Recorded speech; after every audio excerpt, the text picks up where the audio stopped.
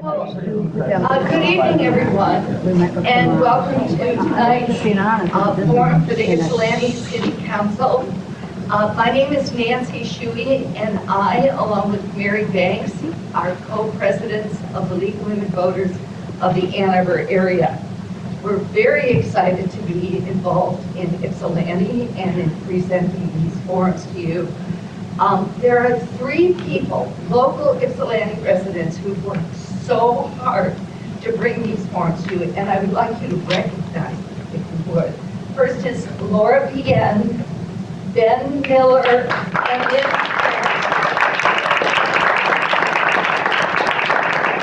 They contacted the League and asked if we would partner with them on bringing these forums to you, and they attended to a million details, spent lots of time, so I'm really pleased to be working with them. The League of Women Voters is a grassroots, nonpartisan organization. Our membership is open to anyone over the age of 18, men as well as women. We invite you to join us.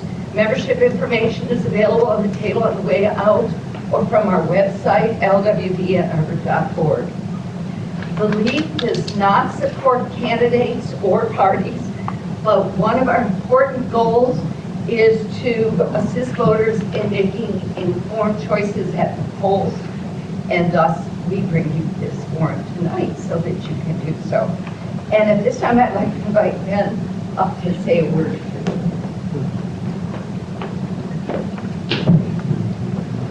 Hi, my name is Ben, and I just want to say, so Fora Better Ypsi was founded in spring 2004 as the Ypsilanti Mayoral Debate Committee in order to run the Ypsilanti Mayoral Debate at the downtown Ypsi Library in July. All members are also members of the League of Women Voters of the Ann Arbor area, and Fora Better Ypsi has a focus on sponsoring Ypsilanti-oriented, nonpartisan candidates for as Nancy said, we're made up right now of me and Lindsay and Laura. And Lindsay tonight will be doing the time, and Laura is going to be moderating. But we couldn't do it without all the other volunteers who helped, and everybody else. So thanks so much to the Ypsi Senior Center and the City of Ypsi for hosting. Thanks so much to Brad Perkins of Worm Farm Recordings for filming. Thanks so much to Jamie Berlin for helping with note cards, which I will explain. Thanks so much to Jesse Miller for doing the sound. And thanks so much to Fritz Passot for general helping with everything. And of course, thanks so much to Nancy Shuey and the whole League of Women Voters of the Ann Arbor area for overall guidance and just helping us put all this together. And also thanks to the press for being here. I believe somebody's here from Washington On Now. And Nat Durr is here from MLive. And just so people know, there are bathrooms around towards the side. And the way the note cards will work is we want to get participation from the audience. So around halfway through, we'll be passing out note cards, and the moderator or the people will be choosing audience questions from this. And so without further ado. Thanks, Ben. The forum for tonight's event will consist of a round of introductions. Each candidate will have 1 minute to introduce themselves, followed by 10 questions. Each candidate will have a chance to respond in random order. I'll call on people for 1 minute per question. And then we'll go to note cards from the audience, and we'll wind up at about 8:45. So right now, why don't we start with introductions. Let's start with Ms. Brown, please. Hi, I just want to thank everyone for coming out tonight and thank the League of Women Voters and Ypsi now for having us. My name is Nicole Brown. I'm a graduate of Eastern Michigan University and almost lifelong resident of Ypsilanti. I graduated with a major in communication and social work, and I'm currently a social worker doing wraparound facilitation. I worked extensively with community-based work as a teen up until now, and currently I'm in the community, starting with a youth group called Ypsilanti Youth Empowered to Act that was housed by Eastern Michigan University, and also worked doing community youth mapping in the community with young people and working with a lot of mentors and other community members just for a better Ypsilanti and a better community. And so I'm thankful to be here, and I'm thankful you all are here to hear me talk. Thank you. Ms. Melvin? Yeah, my name is Sigrid Melvin. I've been a resident of Ypsi for about 9 years and came here not by choice but by destiny. I've been happy here and I want to make it a better place because there's a little help we need from our government locally and the big guys, and especially for seniors. I live in a senior building right downtown and we have questions and we need answers. And for the past 8 years I've been seeking answers. I did get the intersection done on Hamilton, Michigan Avenue. So we're just, well, in pushy, I guess. But there's things that we haven't got done yet, and we need to get them done now. And as I told the young people that come to our house at Ypsilanti Health Association, they teach us how to eat healthy in there. Well, if we don't get things right in our old age, otherwise the young people are going to have to do the same problem. So we want to get them solved. Thank you. Mr. Robb? Yeah, my name is Brian Robb, and for the past 8 years I've been fortunate to serve many of you in the 3rd Ward. I've lived in Ypsilanti for the past 19 years. I live up on East Cross Street in the historic East Side Neighborhood Association. I was the president of the historic East Side Neighborhood Association. We did some wonderful things in the park. Under my leadership, we did an incredible rain garden up there at Old Luna Lake. Done some interesting things in the community, started something called Wireless Ypsi. It's become one of the largest free wireless networks in the United States and perhaps the world. Mr. Durr is online live blogging as a result of that. Very excited to be able to come here and speak tonight. Look forward to the questions, and I look forward to telling you all the great things we've accomplished in the past 8 years and where we're headed as a city. Thank you. Mr. Weston? Well, thank you to the League of Women Voters. Thank you to Fora Beta Ypsi, and thank you to the Senior Center for allowing us to use this facility tonight. And thanks to everybody who came out, many of my supporters, my family, my encouragers, and just the city in general. I appreciate every single one of you. And without you, I would not want to do this. I've been an Ypsilanti area resident, excuse me, for about 12 years. I've been in the city and the historic East Side as well for a little over a year. My intent is to serve the citizens of our city. I started serving in Adams School, running YMCA programs 6 years ago. That matured into a love for the kids, which matured into my love for the city, which matured into me being here today before you, asking for your vote. Thank you, Mr. Weston. All right, let's start with the first question, probably the most pressing problem that faces Ypsi right now, which is Water Street. Question number 1. We're going to start with Ms. Melvin. The city's Water Street debt generates an ongoing annual structural deficit of $1.7 million. Debt payments are currently projected to continue until at least the year 2031. How would you address this? Well, in the first place, we have to find out who owns it and why does the city have to pay for it. But if somebody else owns it, we should turn it over to the bank, whoever owns it. Our second chance is we call ourselves Solar City, Ypsi, Solar City. When I moved here, it was cool city all over town. We should put solar panels there and sell the energy to DTE to at least pay for that property. Thank you, Ms. Melvin. You're welcome. And next, let's hear from Ms. Brown, please. Well, as far as Water Street goes, I believe that we should utilize the space. If we have it, we've been paying for it, why not use it, build on it, and bring revenue back into the city? I know that there are local businesses who may be looking to expand, who want to spread themselves out and grow, so why not use that space to help them expand and keep the city the way that we know and love it to be, local, grassroots, and not too much dive into big brands and different things in Ypsilanti, because Ypsi locally is wonderful and beautiful, and we should kind of keep it that way. So use the businesses that we have now to create revenue to pay off the debt. Thank you, Ms. Brown. Mr. Weston? The Water Street situation is a very dire one for our city. If we do not get this land developed here shortly, we will be in a situation that we could quite possibly face bankruptcy and state ownership. If we do not get a cohesive plan for this site as a council, as a unit, and as a council that listens to its people, that whatever development comes is going to be something that we want, and that we want not for now, but for forever. Because the development at this site is something that isn't going to be temporary and go away. It's something that is here as part of our legacy. We deserve great things for this site. To be able to get to those things, we need to have a vision that is common amongst council members, so we can step into that and attract the developers that we want and that we deserve. Thank you. And Mr. Robb? So this is 1 minute, just so I can take, okay. This is a two-part question. We do have a plan for addressing the debt. The number one thing we're doing, and it's what I saw the city manager walk in, and I keep telling him every time I see him, this is his number one job, this is his only job. By May of 2016, we will have the first opportunity to refinance the bonds. And so what we need to do is we need to come up with $4 million worth of cash, and that's through either land sales, either through efficiencies in city services, or not deficit, through Jesus, okay.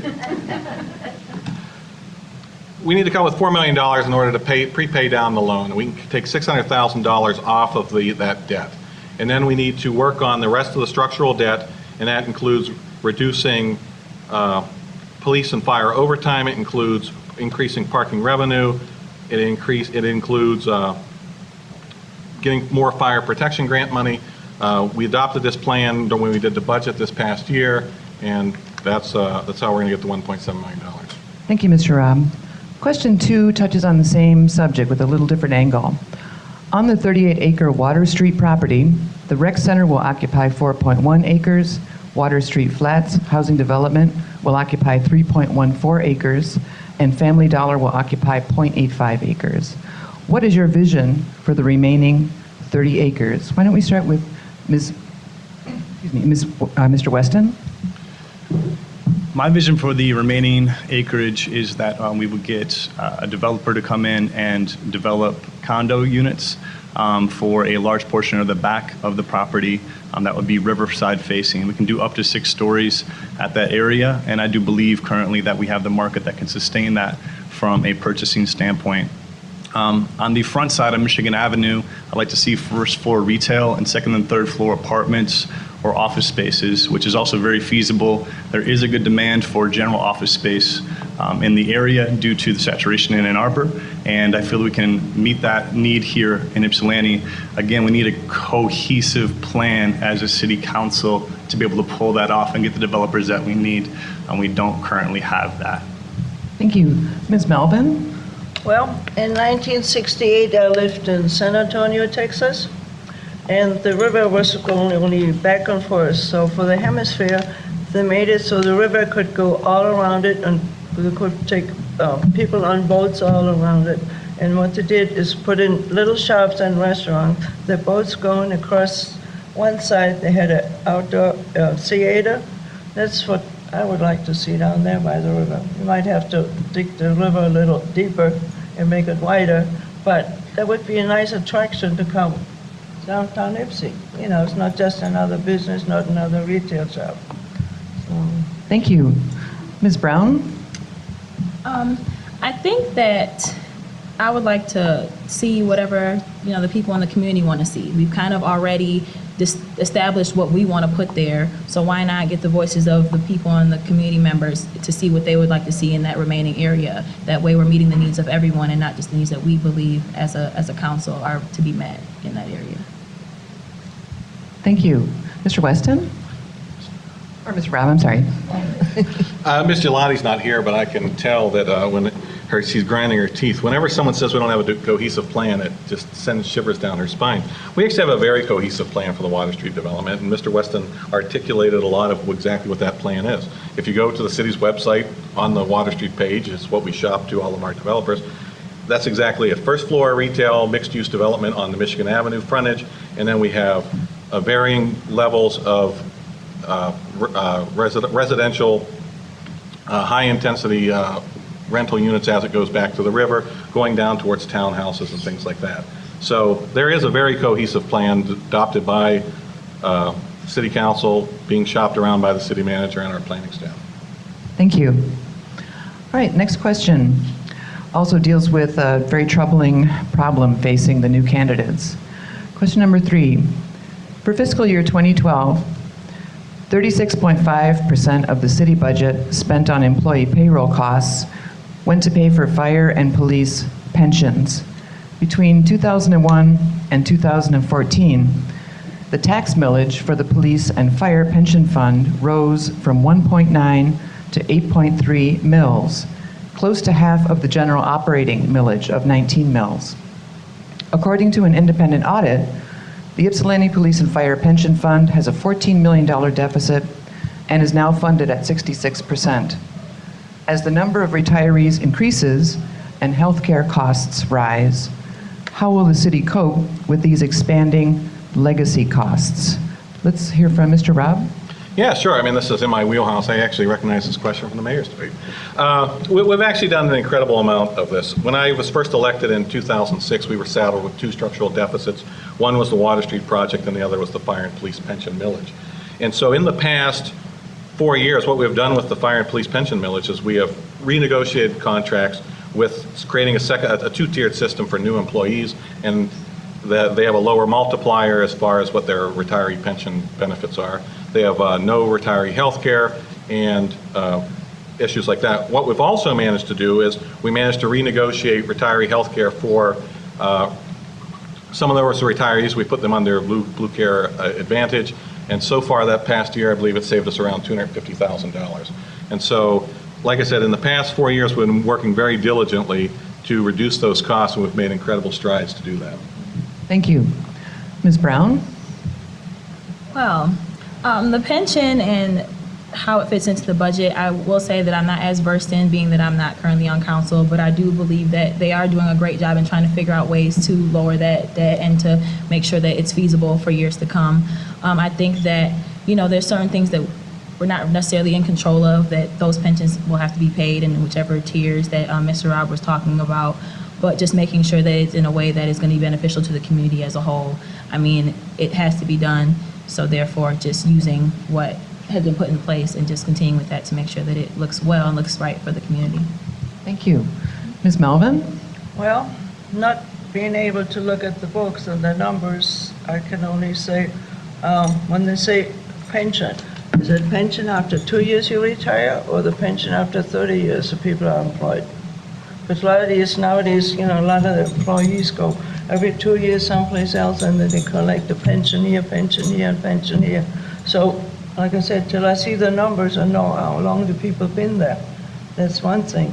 Plus, the fire department, the police department, they applied to the grants from the federal government, so they got little income in the police department, even hired 4 more people.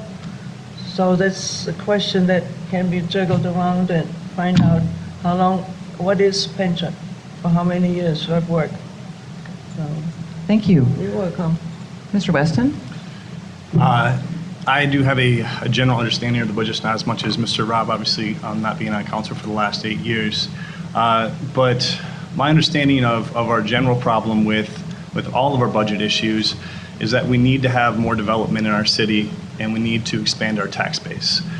We currently have in total near 70 acres of undeveloped land in our city that we currently own. We also own many buildings in our city that we could possibly turn over. Even things as simple as City Hall could be a great place to possibly sell to generate taxable value and income. What we need to do in my thought process is obviously pay much attention to the debt, but also pay attention to its solution and try to dwell in that instead of the problem. Thank you. We just talked a little about fire and police pension. For question 4, let's continue to think about fire services. Nearly half of the general fund revenues, or 47%, go to pay police and fire department salaries. Many cities are exploring the financial benefits of regionalization. Should the city pursue a merger of the city and the township fire departments? Why or why not? Ms. Brown? Well, I mean, I think that anything is possible and anything can be looked at. I mean, it's okay to sit down and, go through the pros and the cons of regionalizing them or not doing so. Because right now we have some new alliances like with the Eastern Washtenaw Safety Alliance and different things that are going on in the community for the past few months that have been working and have been working well. I don't see that personally as something that needs to be done, but there's no harm in looking into it and seeing the benefits or the cons of it. Thank you. Mr. Weston? Yeah, so I think that we need to work with Superior Township, Ypsilanti Township, EMU, the schools, all the entities that are around us, even Pittsfield, and all the entities that identify themselves as Ypsilanti. We need to find ways to create these bridges, and we need to do that through council, and we need to do that through staff, and we need to do that through extending an olive branch to these other places, these other entities, and finding ways to create these relationships. In my understanding of some past issues with our city as it relates to the township, there's some bridges to be mended, and I'd like to come in and help mend those bridges with extending, again, an olive branch to the township and the surrounding areas personally. Thank you. Mr. Robb? Yeah, when I won the Democratic primary back in 2006, shortly after that I began meeting with then Fire Chief Jim Roberts, as well as Chief Larry Morabito from the Ypsilanti Township and Stan Eldridge, a trustee from the Ypsilanti Township. And we began working on what we were talking about, automatic aid, automatic mutual aid. After I was sworn in and elected, I created a committee where it was the two people from the city as well as the two people from the township, and we met over for the next several years to work this out. That became the MABUS system, the mutual aid box alarm system. And that has Superior Township in it, it has Pittsfield Township in it, Ypsilanti Township in it, and the city of Ann Arbor as well. It's an unbelievably cooperative organization that we already have in fire services, and that came out of work that I did even before I was sworn in. So as far as merging with the city, with the township, that's always a question of control. Who's going to want control? They're going to want control, we're going to want control.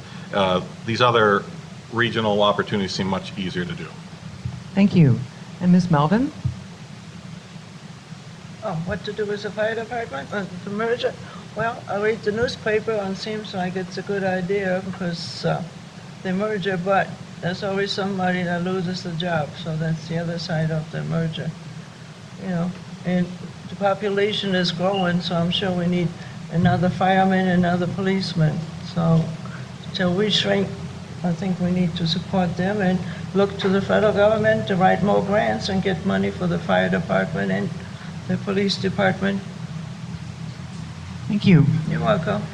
Next question touches on something that Ms. Brown mentioned, and also it goes into a little more depth about something that Mr. Weston was discussing. Question 5, the Washtenaw Sheriff, EMU Public Safety Officers, Ypsilanti Township, and Ypsilanti City have partnered to form the Eastern Washtenaw Safety Alliance. What other partnerships with neighborhoods, townships, the county, EMU, the state, and other entities should the city pursue? Why don't we start with Mr. Weston? You kind of get to answer this again. Sure. So when it comes to the Ypsilanti Community Schools specifically, I think, again, extending an olive branch and trying to find ways that we can support them. When the merger happened, the city didn't have any type of specific iteration of support for the merger. They haven't spent a lot of time in those areas. I would like to bridge that gap. I've spent a lot of time in the school with our kids, and I understand that as a realtor specifically, if we don't have successful schools, we won't have a successful city, and vice versa. So we need to get on the same page as much as we can with them. Also with EMU, we have made some bridges in to the community from EMU on the DDA board and other areas. I think we need to continue to pursue those relationships and find as many win-wins as humanly possible. I'm very encouraged by the success of the program that Mr. Rutledge helped put together, and I think it's a great start for us, and I'm looking towards more opportunities. Thank you. And Ms. Melvin? Well, we have a population that fought for our principles, and they did their patriotic duty, but when they came home, they didn't have a job. So right now, we have to hire firemen and policemen, but some of our veterans could be hired to do the administration work and give them a chance to become a whole person again. Plus, the VA pays their salary, so it wouldn't be any cost to the city or the taxpayers. Thank you. That's it. Ms. Brown? I agree with Mr. Weston. I think that we definitely need to engage the school district. It's very important to engage our youth, as well as the teachers and the facilitators at schools, because without them, where are we going? I also agree with bridging the gap with Eastern Michigan University. I was a student there, and I lived in Ypsilanti for all of my years there, and I do think that we need a stronger bond, although that those things are being strengthened over the past few months and the past few years as well. But it's very important to engage the academic community and engage the young people and engage everyone and bring everyone together. Thank you. And Mr. Robb? Yeah, and we've done an incredible amount of regionalization and partnering with surrounding entities. Schools were brought up a lot. We have a school liaison officer that we work with those guys with. When we redid the Prospect Park Playground, we did joint purchasing with the schools. We have the Pittsfield Canine Unit. I mentioned the Mavis box alarm system. We have joint dispatch, AAATA, the Rutherford Pool, obviously the Washtenaw Safety Alliance, all the programs that EMU do at Hamilton Crossing, the Spark East Incubator. We have been, in the past 8 years, we've been at the forefront of regionalization. When you look back at what we did in the 10 years prior to that, we've come a long way, and very proud of the regionalization and partnering we've done with surrounding entities. Thank you, Mr. Robb. We're going to switch gears now and talk about a relatively newer phenomenon in our community. There's number 6, there is a growing immigrant population in Ypsilanti and in Michigan. According to the Pew Research Center, approximately 22% of Michigan Hispanic residents are born elsewhere than in the U.S., with 73% of that group born in Mexico. The Washtenaw ID Project is a plan to give every county resident, regardless of birthplace, a county-issued photo ID. Do you support this project? Why or why not? Let's start with Mr. Robb. Yeah, wow, these are in my wheelhouse today. Thank you for these questions. Sunday at Papio's, there was a big event for the Washtenaw ID Project. I had the opportunity to speak to the people there and see a little lucha libre Mexican wrestling. Council, at the last meeting, we passed an ID, or a resolution in support of the ID project. I worked with Wicker and their kids on helping craft that. So absolutely, I support that, and my vote is evidence of that. Thank you. Ms. Brown? Absolutely as well. I think that it's great in terms of safety. It's great in terms of just knowing who is in the county, who is around. I think that, regardless of where said person was born, it doesn't make a difference to me whether they were born here or outside of the U.S. As long as they the ID is very beneficial. I mean, it just immediately made me think of safety of residents in the community. So absolutely. Thank you. Ms. Melvin? Well, as a legal immigrant, I came here on a passport, on a visa. I applied for my driver's license, and I got my driver's license, so I have a picture ID so that I can vote. So basically, if you're from another country, just follow the basics. You don't really need to make a special trip to get another picture taken, except if they try to separate you from the rest of the community. Now, I worked with people from Mexico for over 30, 40 years, and the question never came up. I mean, one thing is after the statue over there they do in Germany, when the citizen moves into a new city, they have to go to the Census Bureau and sign in so that in this house, this person lives there, and be recorded.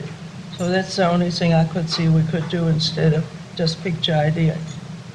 Thank you. Yeah. Mr. Weston? Yes, I'm definitely for the idea project. I think it's a great idea that we have as many people identified as possible, and also the rights that you kind of have when you have an identification. Really, they help out a lot, and it's a huge deal. I know my little brother, 3 big brothers, big sisters, struggled to get his ID forever, and it just limited him to, he couldn't catch a check, he couldn't do a million different things. So I really understand that struggle without having an ID. And an additional note, I went to Economic Resilience Forum we had here at Eastern recently, And there was a large study done on the Hispanic population in Washtenaw County, and there was a lot of very interesting figures that come out of it, specifically looking at overall trends that many of the youth in our city, in our area going forward are going to be Hispanic. So I think we need to kind of get ahead of the curve if we can with that, specifically with making things easily dual languaged. Even at the city level, we could take care of that quite easily. Thank you. All right, we're going to continue to explore the issue of immigration, but in a different sense. If we think about immigration in general, as in new families choosing to live in Ypsilanti, one major factor that may arguably be limiting immigration is the quality of Ypsilanti schools. An analysis by the Michigan Department of Education found that all Ypsi community schools listed in the report performed at or beneath the 8th percentile statewide, whereas the majority of schools in Ann Arbor, a district which participates in the Schools of Choice program, scored between the 80th and 99th percentile. What, if anything, can the city do about this, and what are the roles of public, private, and charter schools? Let's start with Ms. Brown. Well, I believe that the thing that city council members and the different, staffing and municipality staff can do is just to civically engage young people. They need to be civically engaged. I'm an example of that. As a teenager, I went to city council meetings. I presented at city council meetings about the things that were important to young people and the things that are important to my peers. And because of that, I sit here now and I'm trying to be engaged as an adult in the community that I choose to live in. So I think that that's really important as far as just getting young people civically engaged and getting them rejuvenated and revitalized and in love with their community again from a different standpoint outside of just education. Thank you. Mr. Robb? Yes, as someone who has a partner who works for the Detroit Public School System, I have to say that I am not a big fan of charter schools. City Council is all about creating policy, and city staff is about implementing policy. The only interaction we necessarily have with the schools when it comes to policy we create is our school liaison officer. As far as individuals, I think it's our duty to promote the schools, to encourage families and residents and neighbors to send their kids to the schools. But the biggest thing you can possibly do is you can become informed on the election coming up here in November. There are 2 slates running, and you either vote for one slate because you think they've done a good job for the past 2 years since they merged, or you vote for the new slate and hopefully they can move the school district forward. Thank you. Mr. Weston? So as a citizen, this means the most to me. I am very involved with the kids in the schools. I've ran programs with the YMCA. Actually, I ran programs with Nicole as well at Ozone House, Big Brothers Big Sisters, just to name a few. I currently also am working through Eastern Leaders Group to help the schools decide what to do with their vacant properties. Additionally, I'm working with them to help market the school district as a whole. So these are things that I've elected to do just as a citizen with no political engagement, not as a council member, but just because I care and I want to use my talents to help better our schools and better our city. And so I've made a lot of progress through this group and this committee, and hoping that some of those things will prove out here very shortly. In short, I love these kids. I love these schools. As city council member, I will find every way I can to bridge these gaps and make this the school system and the school district and the city that we want it to be. Thank you. And Ms. Melvin? Well, as a grandma, I'm not that much in school, but I can say that my daughters-in-laws did a fantastic job. My 3 grandkids were homeschooled, and at age 16, they had Schoolcraft College. So maybe our school system has to get more to the learning part instead of all the other parts, because I'm not in school, so I can't tell you. And also, I would like to see more languages taught in school from kindergarten on up. In Egypt, a 7-year-old child learns 3 languages. And anybody right now wants to go to college in Germany, Germany is free. Your tuition doesn't cost you anything. Thank you. Let's move to question 8, and this is something concerning council itself. The recent resignation of Councilwoman Susan Muller has left council with a unique situation. One unopposed candidate is running for one position as a Ward 2 representative. How will the remaining vacant Ward 2 position be filled? Let's start with Ms. Melvin. I have no idea what that question is. The question is about, it's a vacancy in Ward 2 and how the mechanism will be to fill that position. Well, the two of us running for Ward 2, so I don't understand the question. You're Ward 1, I believe. Oh, I'm sorry. No, I don't have an answer for the question, so Okay, thank you. Mr. Weston? any volunteers to run for Ward 2? So, as I loosely understand it through reading through charter, there won't be an election previous to this election for that seat because she has resigned within 90 days of the council turning over. My other understanding is that we could either hold a special election as a council, we could elect to do that, or we could essentially all agree to bring somebody on. The nice thing about the current mayor and I's relationship and some other members of council that I feel good about is that I feel we can work together towards really figuring out some problems and figuring out how to best fill this seat with the possible people out there. And not only that, but engage this person and say, we want you to be part of this winning team that we're going to put together here to bring Ypsilanti to a better place. Come with us. Thank you. Mr. Robb? Yeah, it's a very simple question. We have until December 16th to fill the vacancy. I mean, that's by law, so. Oh, okay. Ms. Brown? Well, I think that it could be a mixture of the two. I think that we should hear from the people, the voice of the people who they may think would be a good fit for this position. And then with that, having a conversation with council as well about maybe from that group, that pool of people who we also believe might be a good fit, and then kind of working on that together as a unit with the community members and our constituents as well as the council to choose that person by December 16th. Thank you. Question 9 deals with an event that's been happening over this past summer that generated a lot of discussion in town. Question 9, the Heritage Festival has complained about the amounts of various charges and fees that it pays to the city in order to produce the event. Should the city waive some of the fees for the Heritage Festival? Let's start with Ms. Brown. Well, I think that it's twofold. On one hand, I do believe that the city needs the revenue. So the fees that they're paying for the festival are helping and benefiting the city. On the other hand, on a more personal note, I think that the Heritage Festival is so amazing, and it's something that is really the heart of Ypsilanti. And if we wanted to keep going and, you know, to continue with the limited funds that they do have, then that may be something that we would look at, either lowering some of the fees, maybe not completely getting rid of them, but trying to pick and choose which ones or what fees for different things need to be kept and what can kind of be done away with. Thank you, Ms. Brown. Why don't we go to Mr. Weston? So I think this is a question of what's most important. Is it most important that we, as a city, generate revenue from our park systems that we all pay taxes for? Or is it more important that we have the festivals that our community really wants and things that are free events to our community that are part of our community? So that is the question. That's a question for council. And I'd like to come through a thought process on that to really evaluate what is more important. Is it more important that we get maybe it'd be $5,000, or is it more important that we support our community with something that they're already paying for?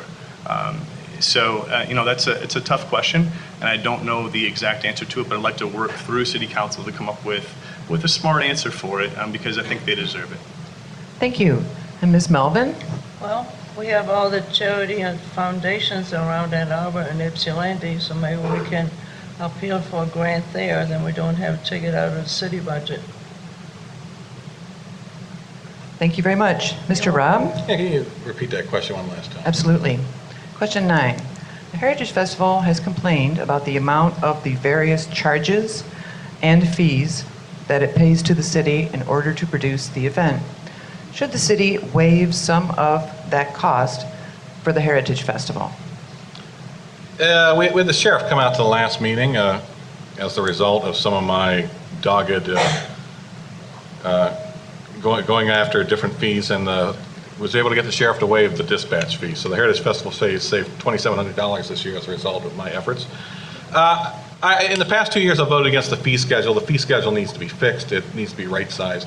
The whole idea, and that's the frustrating thing about some of the things that have happened as a result of this. Everyone adopted the fee schedule, and then they want to go back and waive fees for this event. We need to right-size the fee schedule, and my commitment to Mr. Clark was we were going to get him around $18,000, and that's about where we're going to come in this year. Thank you. All right, we're at question 10. Question 10, let's start with Mr. Weston. All of you have been running for candidacy for City Council. In your position as a candidate for City Council, what do your critics say about you? Mr. Weston? My critics, I would say, first of all, that I haven't lived in the city long enough. Although I've lived in the city for just a little over a year, I've lived in the area and the township for much longer and been engaged in the city in some really tactile levels. In the schools, with economic development, at the city level, working downtown, and selling all the houses in my neighborhood and the surrounding area. I've sold 135 houses in 3.5 years, majority of which are in our city and our township.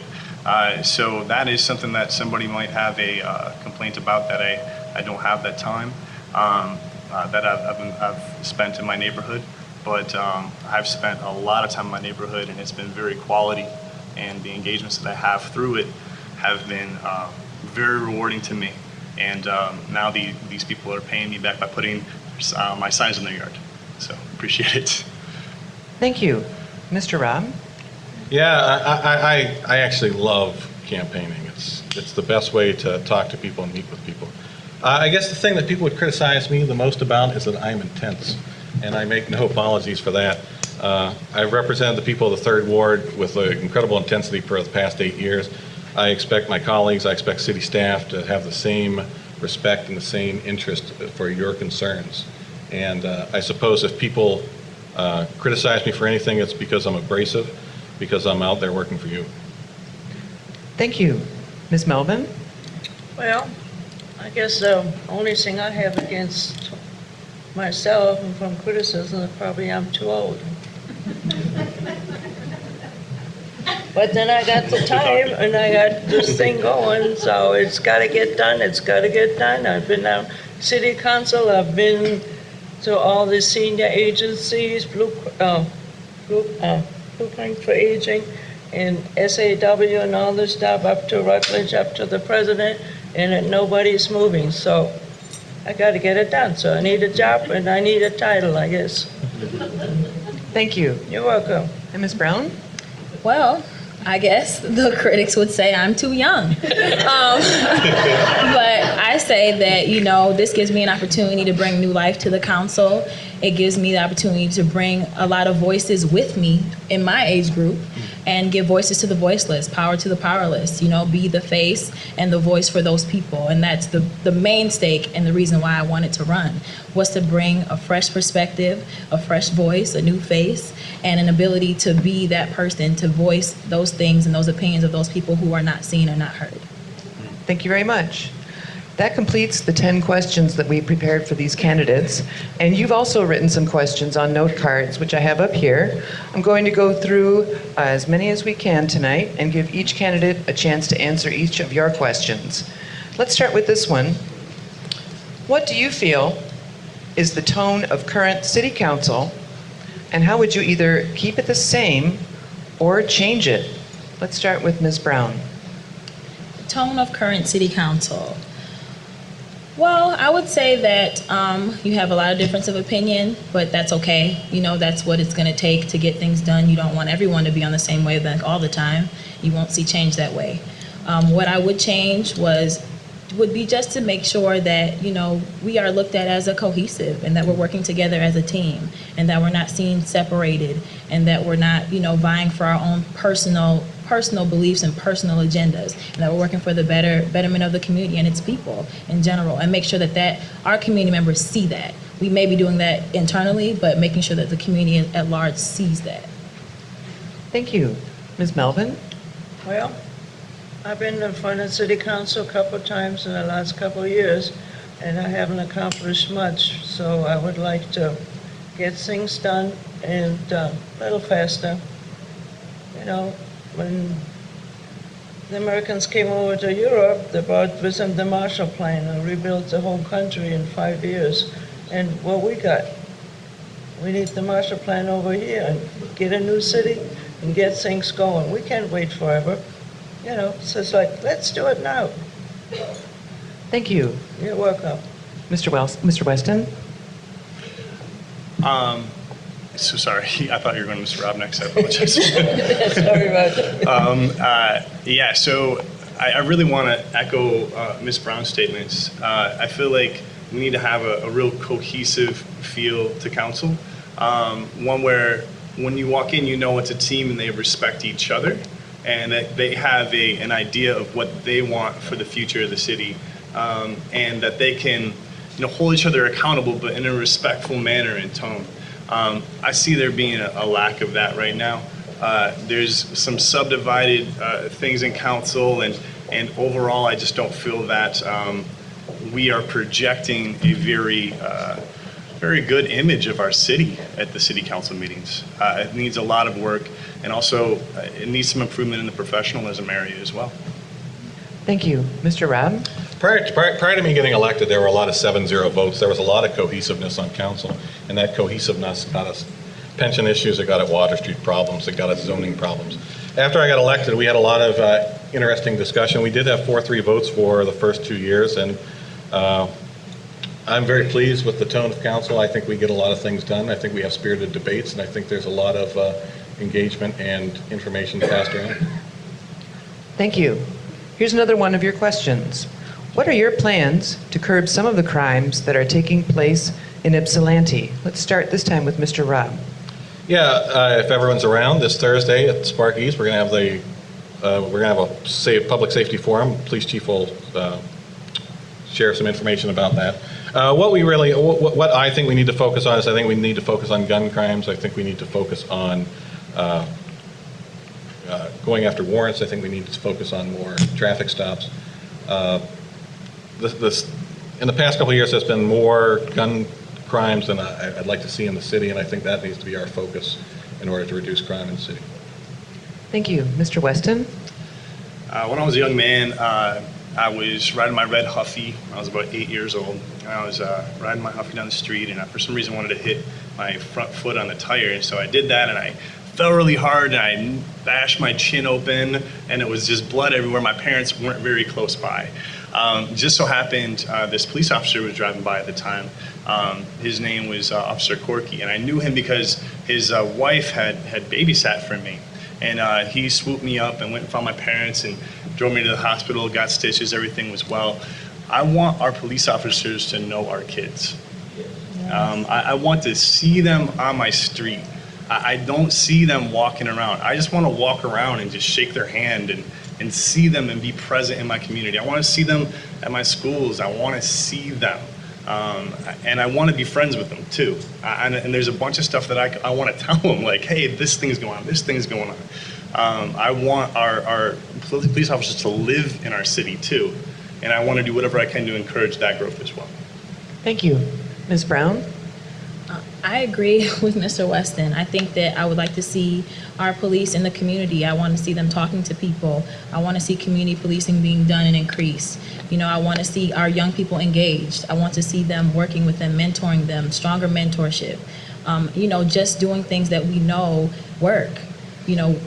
Being face-to-face, talking to people, not just being there when you're going to arrest them, not just being there when it's time to pull them over, but being there to teach them things and be another role model for them. I want to see the community work as a community, as a group, everyone included, with police included. So. Thank you. Ms. Melvin? Well, I agree with everybody that we need more walking policemen. And they don't really have to be a policeman. We can hire the veterans, which are already paid for by the VA. They're trained by the federal government. They know how to handle people and things. So we should give our veterans a job and hire them. And they'll be up and down the streets. They probably could even wear their old uniforms, Yeah, hey, this way kids know, oops, somebody's watching us, you know. And, you know, want to make it a friendly city. I walk, well, most of the time just Michigan Avenue, and so when I talk to the kids, matter of fact, this fellow was brushing his teeth yesterday, and I said, "Ooh, you know what you're brushing your teeth with?" And he kind of looked at me, he said, "Yeah, that's fluoride. That's rat poison." Oh. So I talk to them, and, you know, and then sometimes they just walk up and just say something, or hi, or, you know, you'd be surprised. And there's one fellow that, sorry. Thank you. Next question goes back to some council issues. An audience member asks, Ypsilanti has historic issues with transparency on council. How will you work to improve city transparency? Let's start with Mr. Weston. So I personally am an open book. The nice thing about our city and working downtown and living where I live and having the neighbors that I have and the relationships I have with the business owners and all the people that I've sold houses to is they know me and I know them too. We can talk and I will listen. I'm a great listener. If you want to engage with me, I'm here. So I can be transparent with people because I'm transparent. I'm here. I'm in the community. I'm doing things. I know your kids. I sold your house. You know, I went and helped out with your flower beds. Yep, you sure These did. kind of things. So I got a garden growing. so I am in my nature transparent, and I will communicate that transparency to our citizens. Thank you. And Ms. Brown? Well, I think along with being a people person, and I know that, you know, being in the community and talking to my constituents and the community members is going to be a great way to be transparent, but also being the fact that I am their voice. So being their voice, there would be no issue with transparency because things that we're talking about are going to be the things that they want me to be talking about. They want us to be talking about. So with that being said, making sure that I'm bringing the needs of, you know, the ones in my ward and in the greater city area to the table, and then bringing that information back to them in whichever ways that I need to, whether it be email, phone call, or at their doorstep. I'm just doing whatever needs to happen to make sure that that flow of communication is open always. Thank you. Ms. Melvin? Well, in our building, we have regular coffee hour Mondays and Fridays from 9 to 11. So you can come and knock on the door and tell me your problems, and I'll try to get it fixed. And hopefully, when I find out all the rules they have at the council, I can do it and get things done. Thank you. Mr. Robb? Yeah, prior to getting elected, I had no idea that we had things called council information letters. And once I got elected, I got my first one, I realized what it was, and I posted it to the web, and that seemed to upset a lot of people. But I think I've been a pioneer for transparency in the past 8 years. Everything I get usually goes up on the web. Very friendly with the press as far as getting them the information they need to get out there to the residents. Transparency is always used as a cudgel. You know, it's easy to say that people aren't transparent. City council needs to we could work on some transparency, but where we've come in the past 8 years is remarkable. The information that's now available to citizens compared to as it was before. Thank you. All right, the next question deals with one of the more controversial issues in town. And as at the mayoral forum, I'm going to paraphrase this. It says, since there was such a public outcry about the low-income housing, Water Street Flats, what is your opinion of the project? Should we not listen to the stakeholders? Let's start with Ms. Melvin. Oh, my favorite subject, low-income housing. Well, I was at the city council meeting when they discussed the McKinley project they're going to put in there. Well, it's not low-income housing, it's taxpayers' money that's being invested. And any time a company uses HUD money, which is taxpayers' money, there's a kind of law in the books that 30% of the people in there have to be subsidized. Because I really hate that word low income, because there's nothing low, well, there's low income, yeah.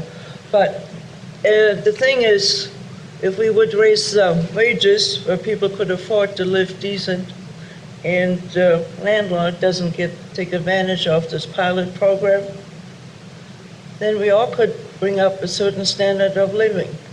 Because if people don't want the minimum wages raised, well, how they expect the other side of the fence to live?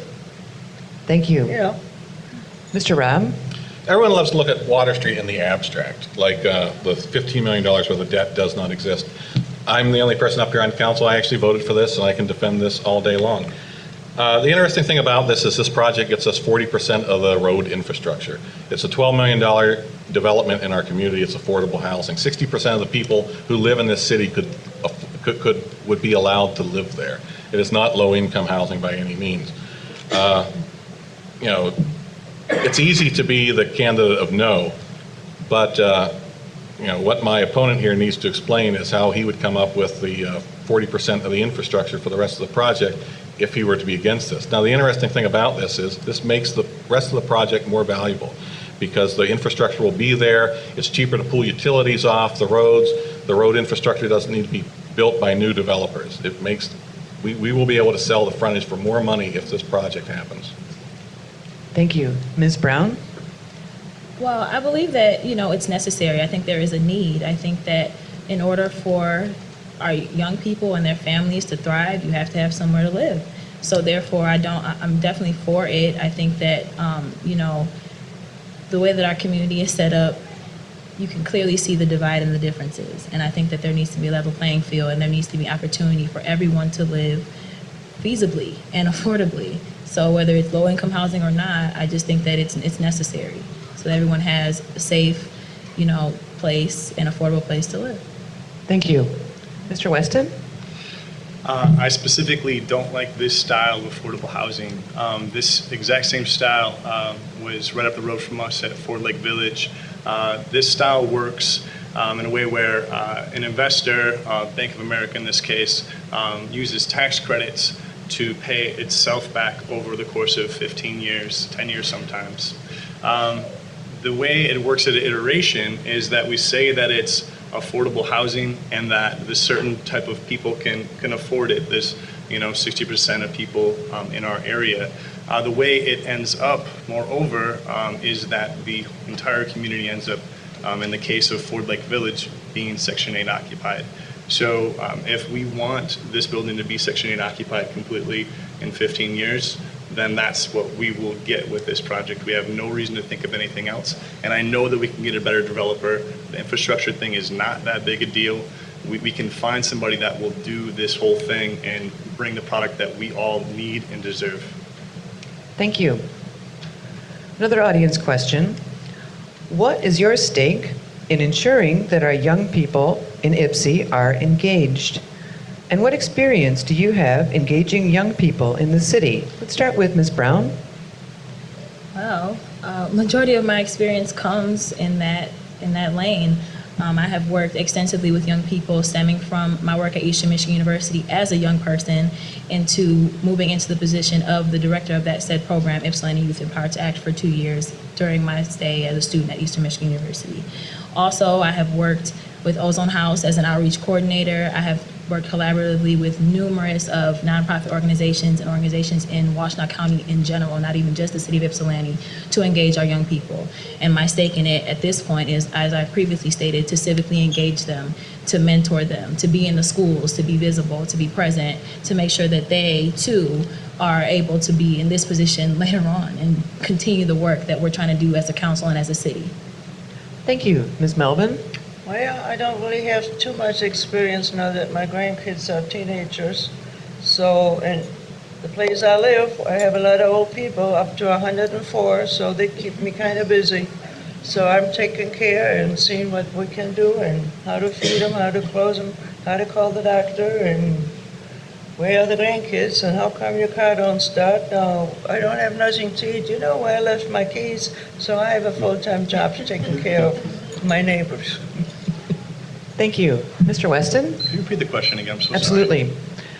What is your stake in ensuring that our young people in Ypsilanti are engaged? And what experience do you have engaging young people in the city? So 6 years ago, I started the YMCA program at Adams as a volunteer program. Later, I was hired to bring that program throughout the elementary schools in our district. After that, I started 2 Special Olympics basketball teams, one here in Arbor, one in Ypsilanti. I've been on various nonprofit boards. I'm currently on one, which is Mentor to Youth, which engages mentorship here in our community schools. On every level I possibly can be, I am engaging with youth. From the board levels to me being a big brother and big brothers, big sisters, to mentorship, to leadership, to creating programs for them. I also ran a Fitness Fridays program at Ozone House. Nobody encouraged me to do it. I just did it because I know these kids needed it. And that's where I am today, and that's where I'll continue to be. I'm trying to bridge these gaps and engage these children in our community. Thank you. Mr. Robb? Yeah, I want to answer this basically from a policy perspective. What we've done on City Council in the past couple of years is we have funded the local playgrounds. We recently did the Charles Street Tot Lot. I believe this weekend they're going to finish off Candy Cane Park. Last year we did Park Ridge Park. Along with Mr. Barfield, we've been able to fund Park Ridge Community Center. Council's role is policy, and I believe that those are the actions that we should be taking to engage the youth. Thank you. All right, and another question about the fire department. An audience member asks, has there been any investigation of a volunteer fire department with some professional supervising personnel? Let's start with Mr. Robb. Yeah, we looked at that because there's volunteer on call, and we have. I represent council on the Washington area Metro Alliance, and when we were talking all about fire services, that was something we discussed. I believe Ann Arbor Township has a paid on call fire department. I believe there's even some paid on call over in Pittsfield. But when you talk to the supervisor of Ann Arbor Township, those types of organizations do not work. We've already made our decision that we're going to have a full-time fire department here in the city of Ypsilanti. We've investigated that and put that to rest. It's not in the best interest for our residents. Thank you. Mr. Weston? As I don't know the inner workings of this as it applies, because I'm not currently on council, I can't answer that question specifically. However, I would say, innovative ways to do things is the way to go. There's no other option. If we're looking at a situation where we have some serious amounts of money due to fire and police and major budgets for them, and we also need to look at ways to make that budget less in any way possible.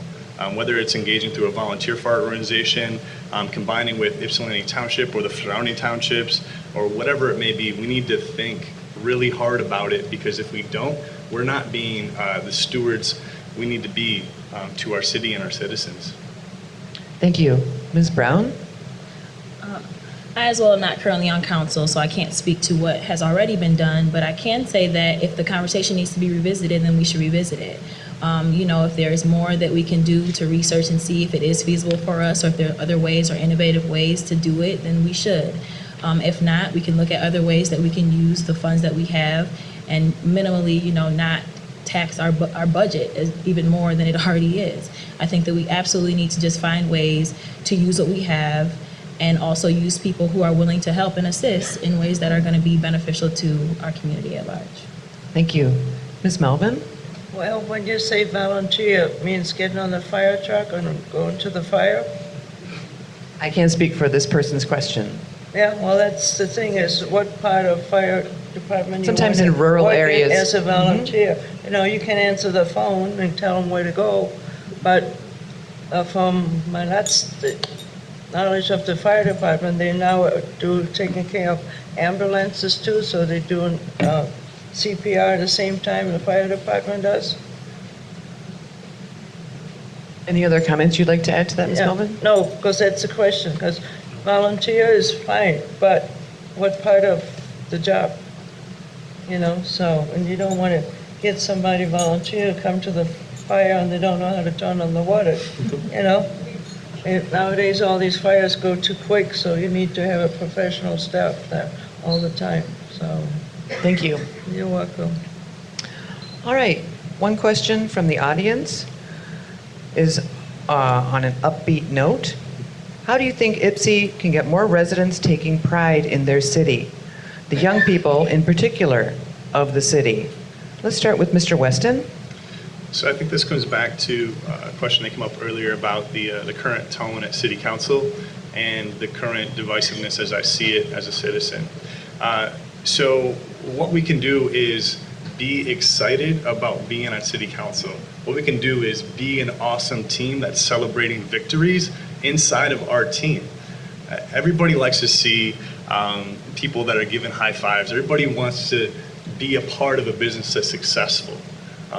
And if we're not doing that at the City Council level, if we're not showing that success there through leadership, then it won't happen anyplace else. We can all do it in silos at the school or through politics or individually, but if there's no leadership at the governance of our city to encourage good growth and encourage good things, then good things will just die out. Thank you. Ms. Brown? Well, I think that we need to start by, continuing the different beautification projects that have been going on in the community, continue doing the things that have already been done. I've seen numerous things that have been done around Ypsilanti that make me happy and make me smile and make me point it out to different people who are not from here. I also think that we should also, again, engage young people and have them be advocates for their own city, have them have that love and that joy for their city they may have for, their friends or their family or, their home. Having them along with other adults as mentors, going and helping and assisting people who may not have the ability to beautify their own front yards, cut their grass, plant flowers, just do different things that keep them engaged, keep our hands to the ground and keep us working, but also in turn helps the city and makes the city look great. When you look great, you feel great. So make sure our city looks great and then we'll feel great. Thank you. Ms. Melvin? Well, a couple of years back, they had this headline in the fashion industry, "Dress for Success." Well, right now you look at the young people, students, I don't think there's anybody dressed for success. I think the city and the college should get together and work out a system where our people are dressed for success, young people, because I see them on the streets and, well, I was in the fashion business for 40 years, so needless to say, it's not very fashionable.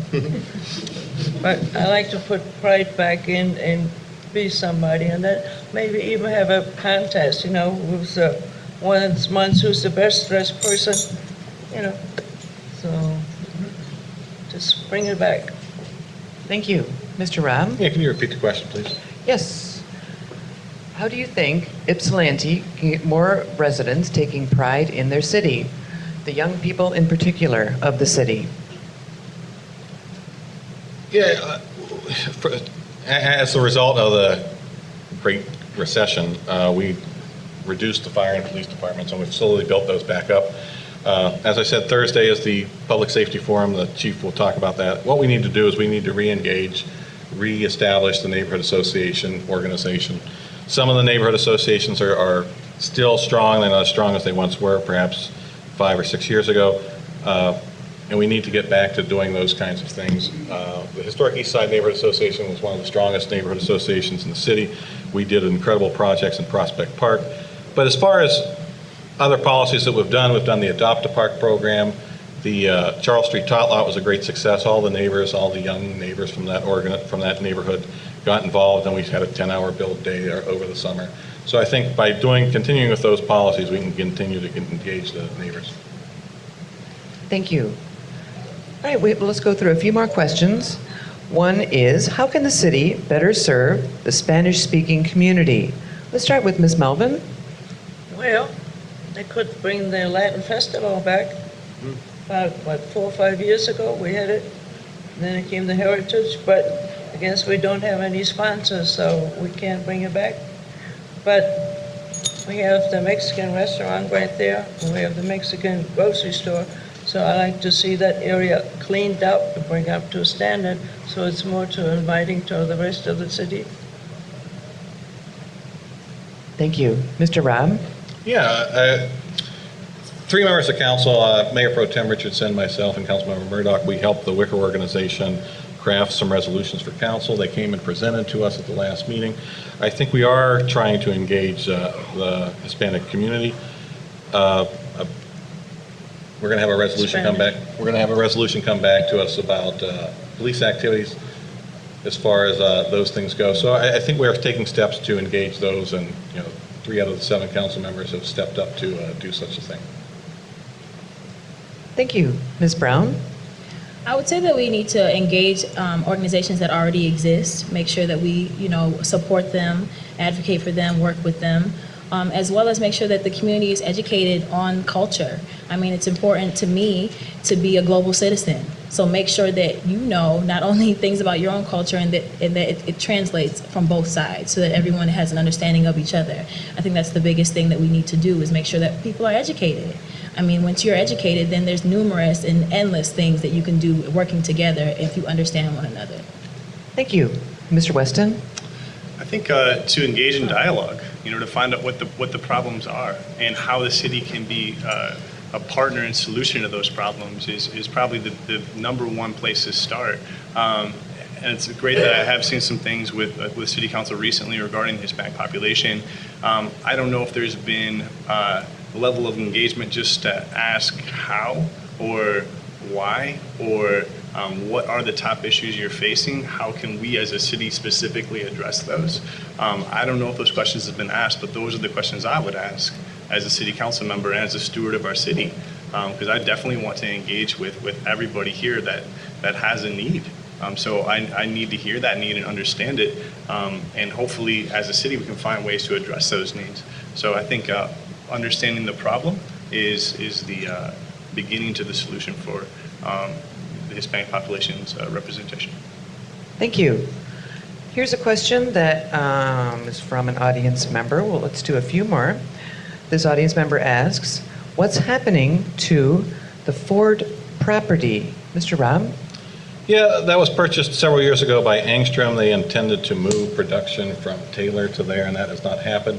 So they are in the process of marketing that for sale and also perhaps making that a manufacturing incubator. And so our planning staff, the city manager, are engaged with them as far as what opportunities they have. Thank you. Mr. Weston? Yeah, so I know, much like Mr. Robb stated, that it has been owned by this gentleman for quite some time and it's up for lease or for sale. I think the bigger solution is to find a way to get our city out in the forefront of people that are looking to purchase properties or looking to develop properties, looking to bring businesses places. Our current culture, our city is not really quite saying that. It's not saying, come bring your business here, we love you. Come bring your development here, we want to work with you to make this happen. Here are the citizens, here's what they want, here's our talented workforce, come work with us. I don't feel like that communication level is up there, and we need to do a lot of work on marketing our city to these people and finding what kind of keywords engage them on the national level and international level to be able to allow places like this to be able to come fruitful again for our community. Thank you. Ms. Brown?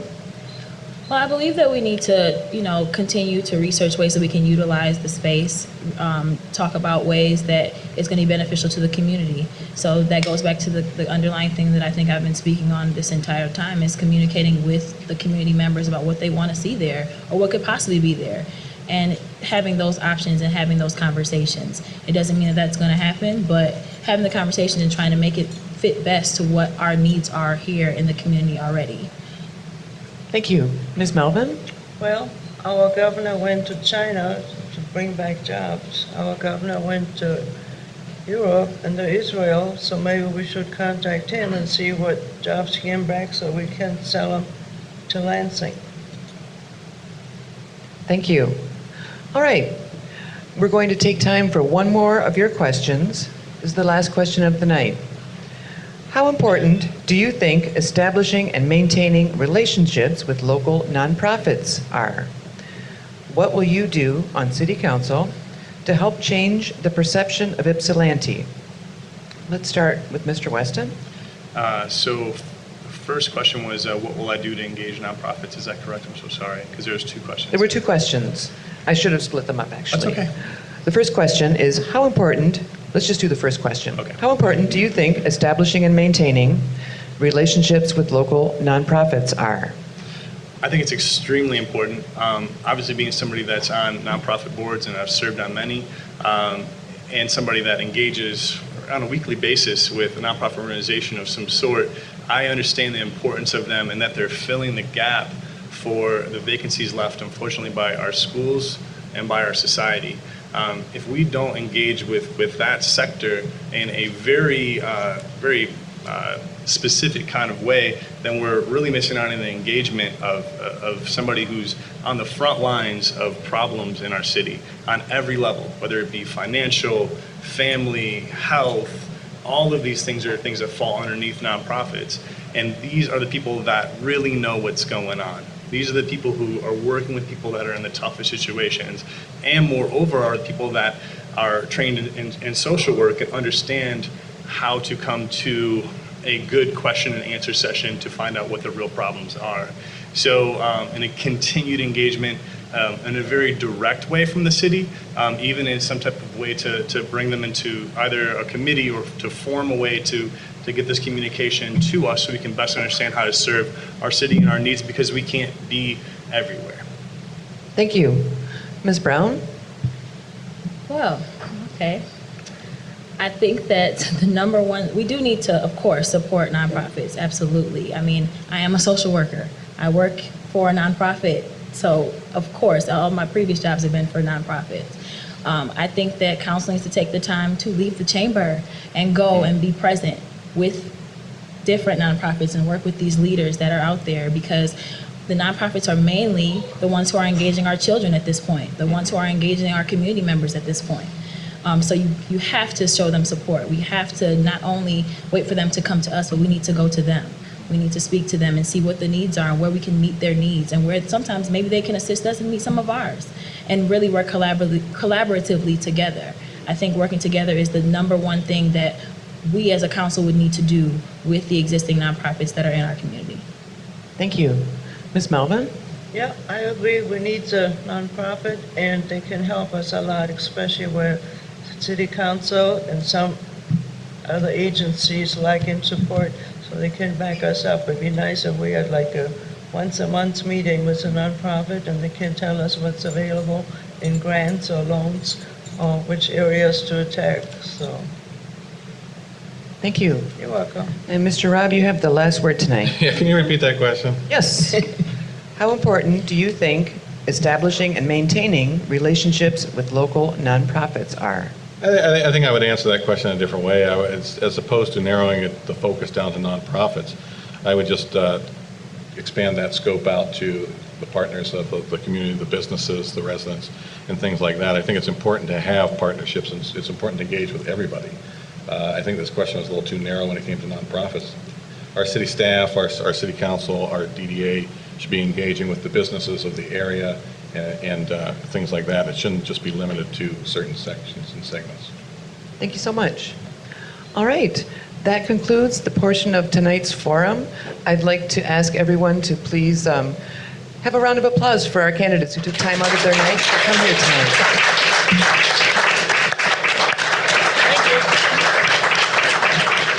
And at this time, we'll have some closing statements from Ben and from Nancy. Oh, from us. Oh, I thought you were going to give them closing statements. Okay. Thank you to the candidates for, first of all, putting themselves forward to do civic duty. That's wonderful, and thank you for being here tonight. And to our audience, for the citizens, for having the interest in what is happening in your community.